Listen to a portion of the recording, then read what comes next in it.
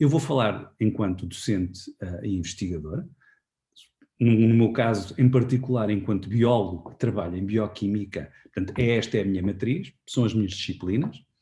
Não acho que elas me definam, não acho que elas me limitem, mas enquadram muito do meu pensamento. Não há maneira de fugir a isto e, portanto, eu nem sequer vou tentar. Nós, quando fazemos coisas deste género, não falamos só daquilo que nós sabemos, falamos sobretudo daquilo que nós somos.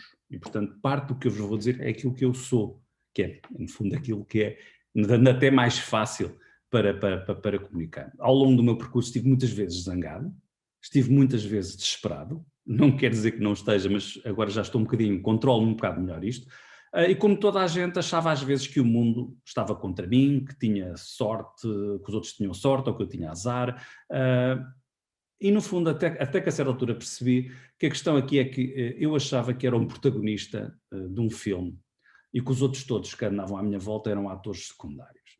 Aquilo que nós temos também que perceber é que nós também somos atores secundários na vida das outras pessoas que connosco interagem. E, portanto, o mundo não está necessariamente só focado em nós. Isto não é fácil uma pessoa perceber isto. Aliás, o meu percurso começou no ensino superior, começou um pouco antes, no próprio ensino secundário, quando decidi que queria vir para a biologia e não para a medicina, por exemplo. Mas logo no ensino universitário tive um choque que presumo que muitos de vós também poderão ter tido, quando assisti a uma aula de uma professora minha que estava a projetar slides num ecrã, mas depois se limitava a ler o que lá estava. Eu achava aquilo, enfim, não só monótono, mas completamente inútil. E lembrei-me de ir falar com ela e dizer-lhe, se calhar a sua doutora podia arranjar outras estratégias, outra maneira de dar as aulas. Ela ficou um bocadinho aborrecida comigo, confesso, mas até ouviu o que eu lhe disse. E na aula a seguir mudou. Mas mudou de uma maneira que não foi assim super útil. Continuou a ler os slides, mas lia muito mais devagar. Como se o problema fosse que eu achasse que ela estava a ler muito depressa e por isso é que eu não estava a perceber. Não, estava tudo lá escrito, ela estava a ler o que lá estava nos slides, eu não precisava ter de dar-la para nada. Já o outro professor tocava música clássica nas aulas e usava aquilo para nos explicar a estrutura das proteínas. Usava as fugas de Bach para explicar as estruturas repetitivas no colagênio. Foi uma coisa que eu achei super fascinante, nunca tinha visto, ficou-me para o resto da vida, ainda hoje me lembro disso, era o professor Vítor Madeira, e portanto eu percebi que nós podíamos fazer a diferença, podíamos fazer coisas diferentes, um bocadinho diferentes no ensino, podíamos tentar inovar qualquer coisa, mas se calhar em alguns casos não valia muito a pena e portanto havia pessoas que se calhar estavam mais sensíveis a isso do que outras e portanto tínhamos era que nos adaptar às diferentes circunstâncias. Mas antes de uma pessoa poder começar a tentar mudar as circunstâncias, tem de se identificar, tem de crescer profissionalmente. E portanto eu primeiro tive que, enfim, fazer um percurso que me mostrasse o que era ser um biólogo, o que era ser um professor, o que era ser um cientista. E ser de maneira a que as pessoas me reconhecessem como tal, me reconhecessem qualidades, mostrassem, enfim, que eu sabia trabalhar dentro da caixa, se quiserem. Antes da gente conseguir sair da caixa, temos que saber onde é que está a caixa, ok? E temos que perceber, eu estou a sair da caixa porque eu quero fazer coisas diferentes, não porque eu não saiba trabalhar dentro da caixa. Mas só que a caixa só não me dá tudo o que eu acho que uma pessoa pode ter. E, portanto, eu tive que trabalhar um bocado para que a minha inconformidade e o meu desespero fossem úteis. E o meu entusiasmo também, já agora, fossem mais úteis possíveis. E isto faz parte. Portanto, não se aborreçam se achem que estão conformados, que estão a obedecer demasiado àquilo que pedem de vós, que estão-se a encaixar demasiado numa determinada estrutura. Isto faz parte da nossa aprendizagem. Mas depois temos é que ter de ser capazes de sair dessas caixas, embora tenhamos que saber como é que elas funcionam. E temos que sair assim que possível. Isto porque a escola, a universidade, toda a escola, deve ser vista como formadora de cidadãos ativos, produtivos, empreendedores, mas também solidários e livres. Mas, ao introduzir, ao interagirmos com a sociedade, que também corremos o risco de a escola ser um instrumento para produzir exatamente o mesmo tipo de pessoas e o mesmo tipo de opiniões e o mesmo tipo de problemas que já existem. As pessoas também não podemos produzir pessoas amorfas, cidadãos que perpetuam vieses, pensamentos adquiridos, enfim, como se fossem verdades absolutas, que raramente são, e, sobretudo, não podemos, no caso da universidade, que aquela mediocridade grandiloquente de usar palavras caras e títulos e rituais que são muito úteis, mas não podemos deixar que isso nos limite e que isso nos corroa, porque às vezes ficamos só com rituais. Isso é que não pode ser.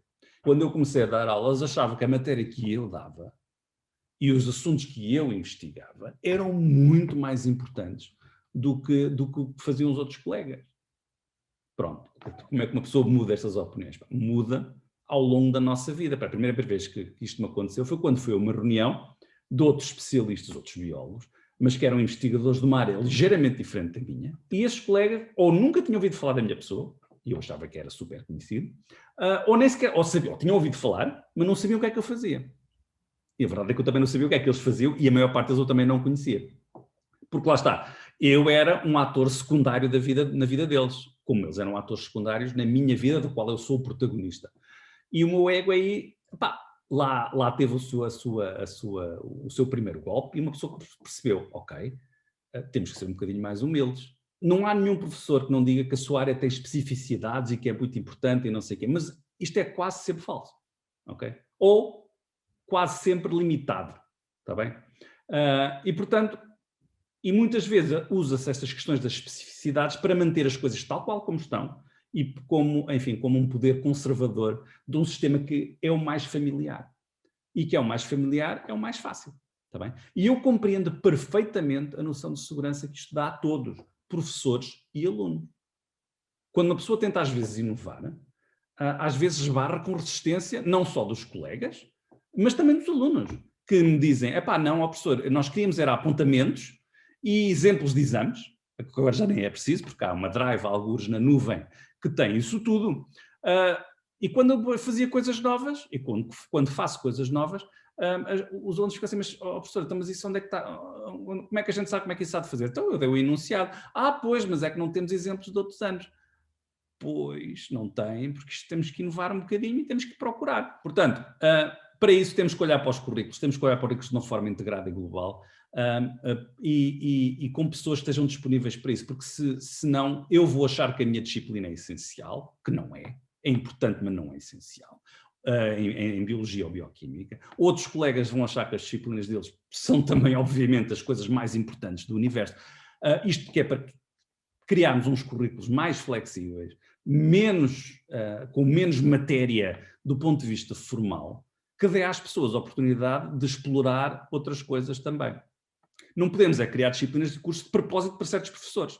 Antigamente o que se fazia na universidade, quando a universidade começou, era, procurava-se, identificava-se quais eram as necessidades do momento, quais eram as coisas importantes que toda a gente tinha que saber, as chamadas cátedras, e depois iam-se procurar pessoas boas para dar aquelas matérias. Não podemos estar agora a deixar que as pessoas criem as disciplinas à sua medida só porque sim, porque senão vamos ter N coisas repetidas, vamos ter conteúdos que falham porque não há, naquele momento, na universidade, ninguém se capaz de dar aquilo, senão lá tem que se ir buscar, não, ou converter, ou as pessoas têm de se converter a outras coisas. Temos que estar todos abertos a isso. Eu dou a minha disciplina de Biologia de Diferenciação e Desenvolvimento, porque quando voltei dos Estados Unidos, falei com o meu diretor de departamento, olhei para o curso de Biologia e disse, ninguém está a dar isto como deve ser.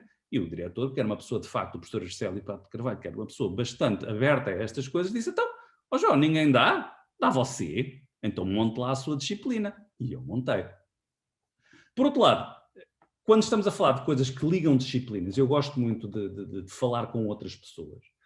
E de fazer projetos com psicólogos, com médicos, com economistas, sociólogos, engenheiros, imensa gente. Gosto imenso de fazer projetos que liguem várias coisas, porque acho que são os mais enriquecedores e os mais importantes para transformarmos a nossa sociedade. nós, os biólogos e bioquímicos, não temos que perceber tudo o que dizem um médico, um jurista, um historiador, um psicólogo, ou um economista, ou um engenheiro. Não temos que entender tudo o que eles dizem, mas temos que ser capazes de falar, entender o mínimo e colaborar genuinamente, sem aqueles paternalismos ou maternalismos de quem se acha acima ou abaixo de uma coisa qualquer, ou de qual é que é melhor, porque melhor não é nada, melhor somos todos. Enfim, isto implica uma aprendizagem mútua. E isto do interdisciplinar e do multidisciplinar não podem ser só palavras que se usam, porque fica muito bem, mas depois não ser concretizado. É nesta concretização que eu acho que nós falhamos um bocado. Na verdade, e já volto a repetir, há muitos professores, e se calhar até muitos, que não estão nada interessados nisto. Ok? Nada. Epá, e ótimo, ok, percebo, lamento, mas percebo. Mas se calhar estão interessados em coisas mais diferentes, estão interessados alguns alunos e alguns professores, e se calhar os suficientes para começar. E se tivermos muita gente junta, que se junte e que consiga pensar de forma diferente, mas integrada, chegaremos mais longe. Temos que fazer, de vez em quando, coisas que nos assustem. Okay? Que nos tirem da nossa zona de conforto, que nos tirem das nossas caixas, que nos tirem, que nos façam pensar um bocado diferente. Eu lembro da primeira vez que fui falar com médicos e com engenheiros, médicos até que eu acharia que falariam uma linguagem muito próxima de biólogos e bioquímicos, mas não é bem, ou com engenheiros. Quando a primeira vez que eu falei com estes meus colegas, que estavam até muito abertos a colaborar, pensava que estava, enfim, no Star Trek a tentar comunicar em Klingon, e eu não falo Klingon. Quer dizer, não estávamos a conseguir comunicar, mas depois lá fomos encontrando os pontos de contacto e lá fomos evoluindo nas nossas colaborações. Estas comunicações têm que ser feitas, temos de estar abertos a estes tipos de dificuldades. Aos 40 anos, eu fiz uma sabática na Universidade da Califórnia, em São Francisco. Quando fui para fora, tive um ano fora a trabalhar em laboratório. Pela primeira vez em muitos anos. Eu tinha vindo para Portugal em 10 anos antes, e desde aí tinha estado a orientar alunos em laboratório, não tinha estado propriamente no laboratório eu a fazer experiências. Mas achei que precisava de aprender coisas sobre as novas tecnologias que estavam a emergir e das quais eu não tinha contacto nenhum. Um contacto do ponto de vista prático. E aí tive que ir para o laboratório, era de longe a pessoa mais velha que lá estava no laboratório, e tive que receber treino e instruções de miúdos que tinham 20 e poucos anos. O Mike e a Jéssica, muito simpáticos, que me chamavam vozinho, achavam que eu era um cota maluco, que andava, enfim, a meter-se em experiências de novas tecnologias, que não percebia nada das novas tecnologias. Eu nem sequer sabia ligar os aparelhos, porque eram coisas que eu nunca tinha trabalhado. E, portanto, obviamente que eu tive que agradecer ao Mike e à Jéssica e obedecer-lhes. Que não foi fácil, porque eu achava que eu sabia muito mais, eu achava que eu teoricamente sabia muito mais que eles. E era mais graduado. Mas eles é que sabiam como é que funcionavam aqueles aparelhos, como é que se faziam aquelas experiências. Eu não sabia. Portanto, que remédio tive eu? A questão é que há montes de conhecimentos que nós estamos agora a aplicar, que quando surgiram, quando estávamos a investigá-lo, não tinham aplicação nenhuma. A aplicação não é necessariamente uma coisa imediata. E, portanto, a universidade não pode abordar, não pode ser um prestador de serviços só. Também pode prestar serviço e deve. Mas não pode ser só. Até porque, quando fazemos isso, estamos a preparar-nos para um futuro que pode não estar lá quando lá chegarmos. Okay? Porque prever o futuro é sempre muito complicado. E é muito importante perceber que, ok, a sociedade, o mercado de trabalho, as empresas podem precisar de certo tipo de conhecimentos, e a universidade deve estar disponível para colaborar nisso, mas a investigação básica, a tal que não tem aplicação imediata, só a universidade é que pode fazer. Ok? E é importante que alguém a faça, porque daqui a nada, coisas que poderão ter aplicação daqui a 10 anos, que neste momento nós não estamos a ver, depois não se fazem e não conseguimos inovar e limitamos a nossa autonomia e prendemos-nos muito a uma rede de imediato. Portanto, temos que colaborar com o mundo, sim, claro, mas não podemos ser subservientes ao mundo, se o nosso objetivo é também mudá-lo. E este é um problema que existe, que eu estou a par que existe e que tenho andado a tentar mudar ao longo dos anos, é que o ensino está focado em quantificações, expectativas constantes e gratificações imediatas. Um exame vale X, um trabalho vale Y, e se eu entregar um trabalho, imaginemos que eu tenho que entregar um trabalho, se aquilo tiver de jeito, pelo menos espero positiva, que é uma coisa que os meus alunos que têm às vezes negativas nos trabalhos ficam muito espantados porque julgavam que bastava ter entregar o trabalho para terem 10. Quando é que isto acontece na vida real? Na vida real nós estamos constantemente a dar notas uns aos outros. Entre aspas, notas. Estamos sempre, não damos de 0 a 20, nem da A a B, nem de 1 a 5. Mas o peso vai variando, estamos sempre a avaliar outras pessoas e a ser avaliados por outras pessoas. E, portanto, é uma coisa natural. E não estamos sempre a par qual é a escala que as pessoas estão a utilizar. E quanto é que elas estão a utilizar para diferentes aspectos da avaliação que estão a fazer da nossa pessoa, da nossa atividade. E, portanto, temos que nos largar um bocadinho este espartilho. Ele vem desde a primária, é muito difícil.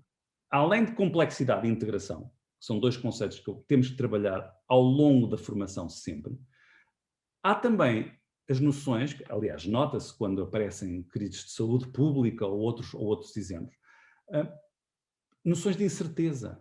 É preciso percebermos que nós não controlamos tudo e não sabemos tudo. As pessoas que geralmente sabem tudo sempre,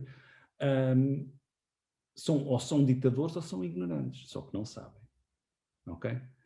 E a noção de fracasso, que é extraordinariamente importante. Nós temos que ser capazes, no ensino, em vez de dar só as narrativas ascéticas que funcionam sempre, porque são desenhadas para funcionar sempre, temos que também dizer que às vezes as coisas falham. Isto não tem mal nenhum, não é culpa, não é de ninguém. Nós podemos fazer uma experiência o melhor planeada, o melhor possível, e às vezes falha, às vezes não funciona, às vezes não conseguimos descobrir aquilo que estávamos à espera. Mas aprendemos coisas. Aprendemos a fazer melhor da próxima vez. Isto, quando eu falo em fracasso, é no sentido de Samuel Beckett, uma citação que eu gosto muito. Fail again, fail better. Portanto, falhamos, da próxima vez até podemos falhar outra vez, mas falharemos melhor, teremos mais noção dos problemas que tivemos e aprendemos com os erros e tornamos melhores pessoas. E assumir essa noção, essa dimensão de falhanço faz-nos crescer. Ok? Mostrem uma pessoa que nunca falhou e eu mostro-vos uma pessoa que ou é mentirosa ou é muito pouco interessante, muito pouco inovadora e muito pouco relevante para a evolução da sociedade. E depois, não tenham medo de cometer erros. Eu cometi N erros na minha vida. Obrigado a todos e felicidades.